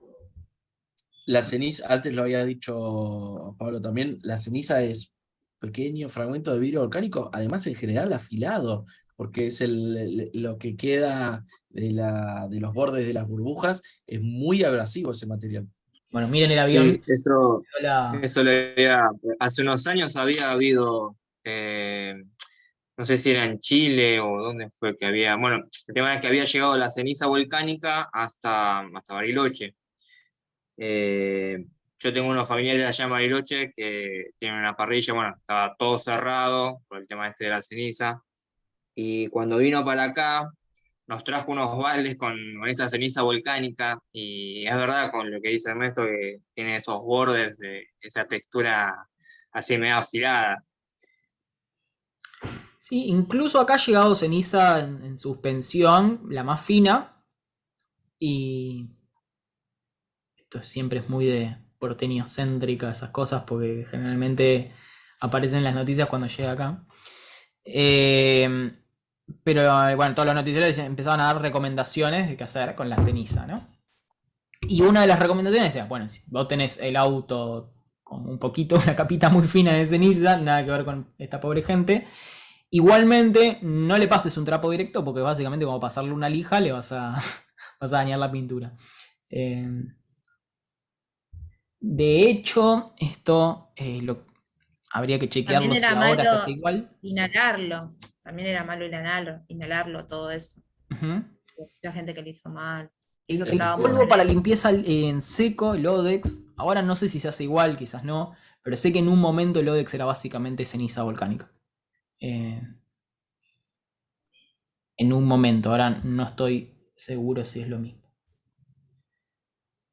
Igual después, con el tiempo, esos lugares, en la parte, que la tierra queda muy nutrida y lo que es la fruta, las plantas que salen de ahí tienen otra dimensión, no sé cómo decirlo, pero salen mejores. Probablemente, sí, eso hay algún lugar en Santa Cruz, creo, o en algún lugar de la Patagonia, que también quedó con mucha ceniza en los 90 y que ahora tiene como un suelo muy fértil. Probablemente buena parte de la explicación de por qué son tan fértiles los suelos de la pampa húmeda tenga que ver con erupciones volcánicas de los últimos cientos de miles de años, del Cenozoico, ¿no? O millones de años. Sí, una locura. Pero sí, hay mucho material volcánico que es el que explica por qué es tan fértil el suelo de la pampa húmeda. Totalmente, una locura eso. Bueno, el tema de gases, acá comentábamos el tema de la inhalación de cenizas es peligroso, pero también el tema de los gases. Ya sea los que se respiran como los que pasan a medios acuosos, ¿no? Y además los que quedan en suspensión y van a la parte más superior de la atmósfera, después precipitan en forma de lluvias, que generalmente son ácidas. Ahora vamos a los volcanes que no tenemos acá, que son por ejemplo los de lavas fluidas, los de Hawái e Islandia, y yo les comenté, ya me adelanté a esto, el tema de las fisuras. En estos son los dos no. El único tipo de volcán donde se puede hacer turismo volcánico, en realidad. No, porque, bueno, si se puede hacer turismo volcánico de tipo Copahue, ¿no? Pero digo, ver una erupción solamente se pueden hacer en este tipo de volcanes, donde las erupciones son constantes, están todo el tiempo haciendo erupción, no son erupciones explosivas que ocurren cada determinado tiempo y acumulan presión, sino que están todo el tiempo liberando lava. Y además generalmente se sabe de dónde va a salir porque salen por el cráter. ¿Cuándo no se sabe? Bueno, cuando por alguna razón esa lava pasa por alguna fractura y llega a la superficie generando una fisura. Esto pasó en Hawái hace unos años. La noticia no era que en Hawái estaba haciendo erupción, porque el volcán siempre está haciendo erupción, sino que estaba haciendo erupción por lugares donde no se esperaba. Y por lo tanto incendió un vecindario o varios.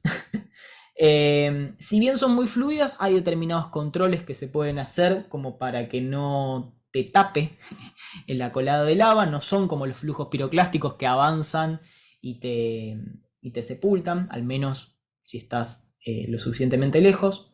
Fíjense, este señor, si bien no está en una situación muy segura, tampoco está en inminente peligro de muerte como si estuviese frente a un flujo piroclástico. Y de hecho esta gente está muy tranquila al lado de las coladas de lava, porque las coladas de lava básicamente se encausan por valles como sucede con cualquier fluido, ¿no? Esto no significa que sean de cero riesgo, digamos. Acá hay un... bueno, esto era lo de las fisuras. Esto es lo que había pasado en Hawái. Como ven, hay toda una fisura que se ve con donde estoy pasando el mouse. Y bueno, pasó básicamente por el medio de un pueblito de Hawái.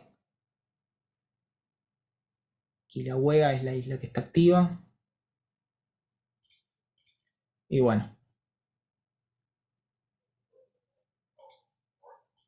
Generalmente el turismo en Hawái es seguro, pero bueno, pasan estas cosas. Este es el otro riesgo que tienen. A ver si está la... Sí. Estas eran las bombas volcánicas que hablamos recién. A veces pueden ser como... A veces no, generalmente son siempre sorpresivas, no se sabe cuándo va a ser una bomba volcánica, puede pasar por alguna burbuja que esté en la lava y se acumule y salga de un momento para el otro. Entonces cuando salen esas gotas de lava que se enfrían, se van enfriando a medida que caen, por supuesto que pueden producir un daño importante. Este era un buque que estaba navegando, haciendo turismo volcánico cerca de un cráter y bueno, le agujería el techo. No pasó nada, pero es uno de los riesgos que hay. En conclusión, son menos problemáticos que los estratovolcanes y los domos volcánicos que tenemos en el cinturón de fuego del Pacífico, pero igualmente tienen sus riesgos. Esto no depende tanto de la naturaleza de la erupción, puede pasar en cualquier lado, aunque generalmente están asociados a los volcanes, a los estratovolcanes, que es ya más un proceso que vamos a ver en geomorfología, que se llaman desprendimientos, derrumbes, básicamente es la caída de una parte del volcán. Y bueno, esto también es un riesgo. En caso de estas islas como Indonesia, que son islas volcánicas, están muy cerca, los volcanes están inmediatamente cerca de la costa, lo que produce son olas muy grandes que pueden desencadenar tsunamis.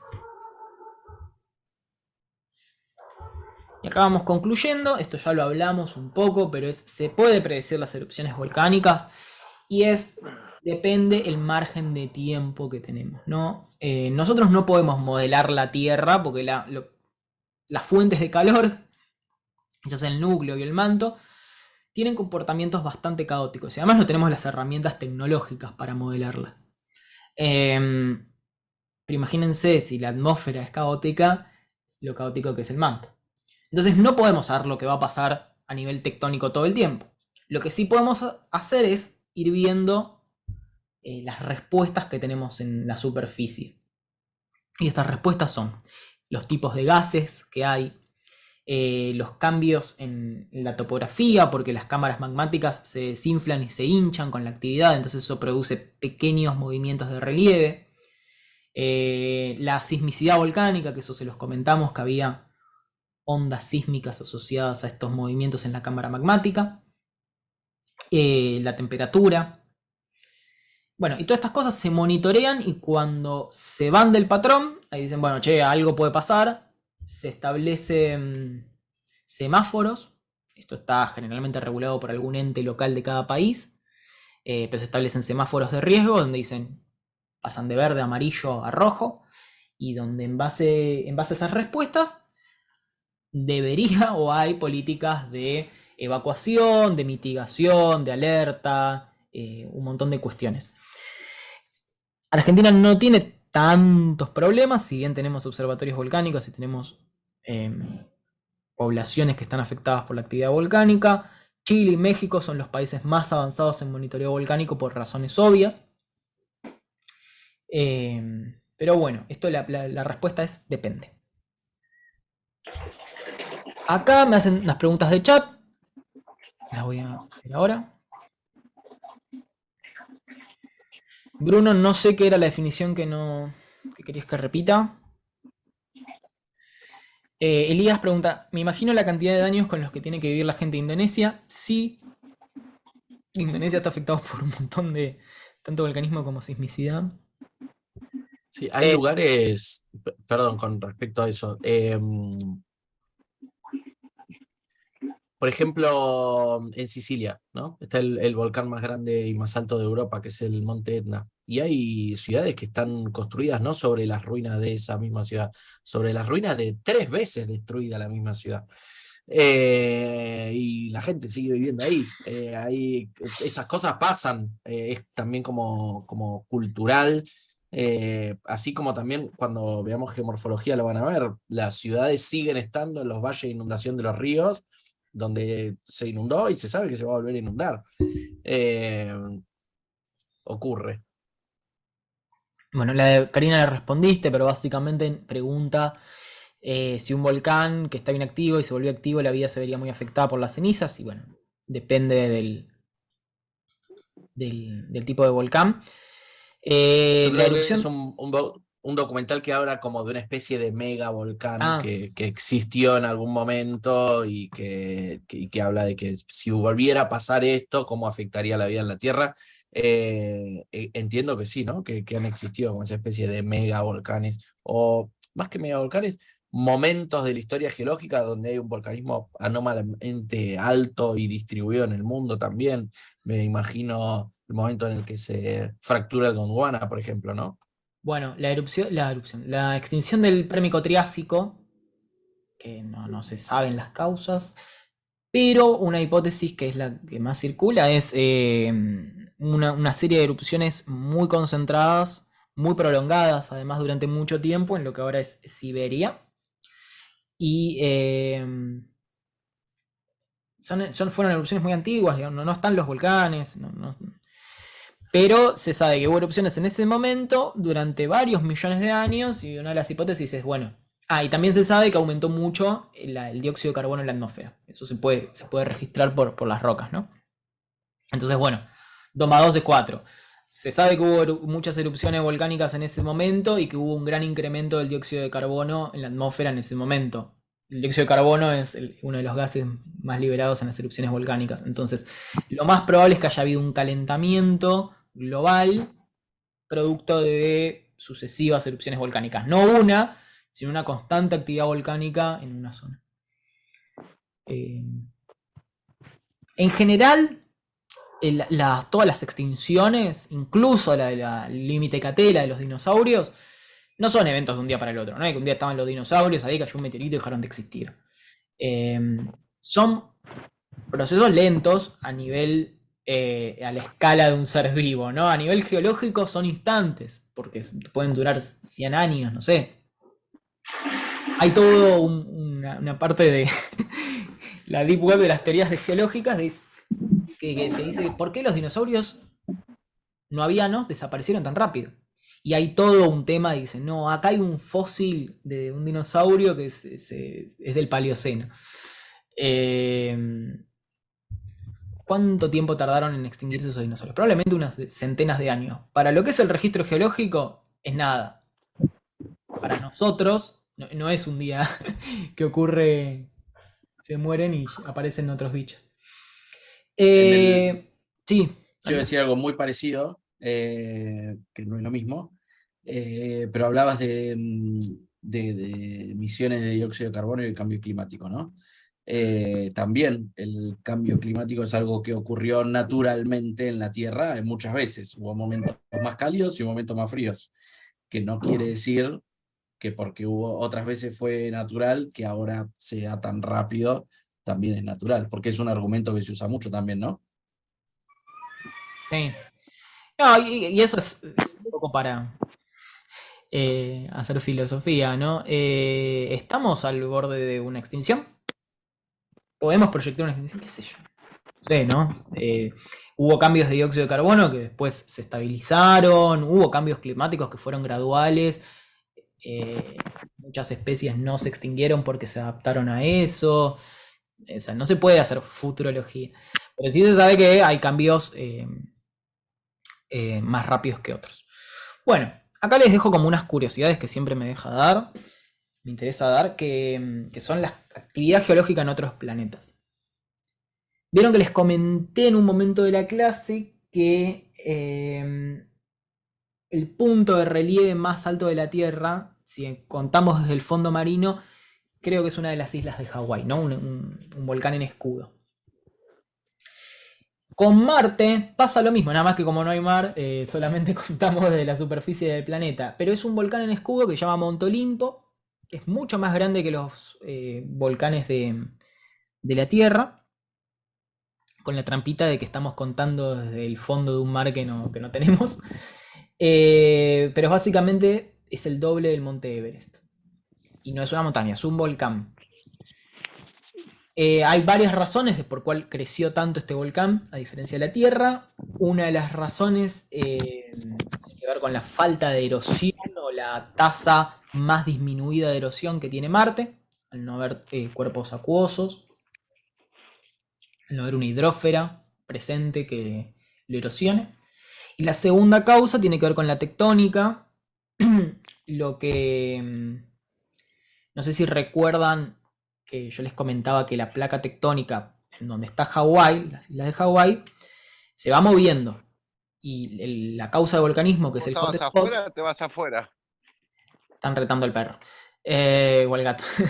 El punto caliente está en el mismo lugar. Entonces, a medida que se va moviendo la placa, se produce una cadena de volcanes en Hawái. Por eso son varios.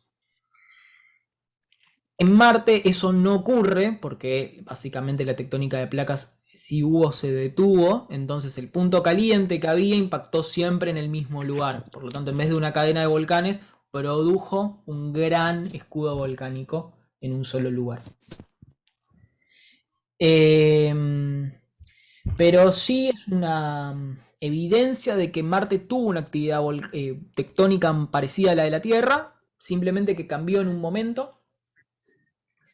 No se saben las razones. Probablemente una de las cosas más sencillas de deducir es que Marte es más chico que la Tierra, entonces se enfrió más rápido. Es una de las cosas como más triviales, pero probablemente haya más razones por las cuales Marte y la Tierra tuvieron destinos distintos. Y la Luna, esto es lindo porque lo podemos ver a simple vista.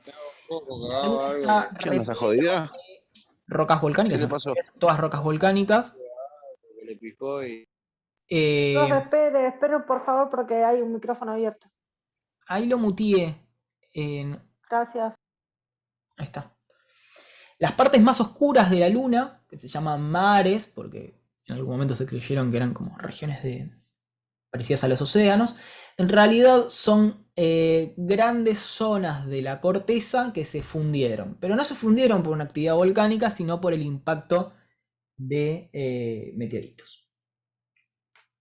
Lo que sí tienen en común con los volcanes es que se formaron estas rocas de basalto. Yo les había comentado antes que son rocas muy comunes, formadas con las coladas de lava. Después hay unos domos que corresponden a volcanes, pero no se están muy seguros por qué se producen. Se asocian a un tipo de volcanismo que puede ser producido por el impacto de meteoritos y luego alguna especie de fusión de la pseudocorteza de la Luna. Y donde sí hay una actividad interesante es en una de las lunas de Júpiter, que se llama Io. Io probablemente sea el cuerpo planetario, no es un planeta, es un satélite con volcanismo más activo del sistema solar. Está constantemente fundiéndose, de hecho, la otra vez estaba viendo un video sobre Io. Cambia tan rápido, se funde tan rápido la corteza de Io que en pocos años las sondas captan un paisaje completamente diferente, porque está completamente fundiéndose y enfriándose a cada rato. Todo ese color amarillo que se ve es por el azufre. Incluso hay una erupción tan potente que lo que se ve se puede ver desde el espacio.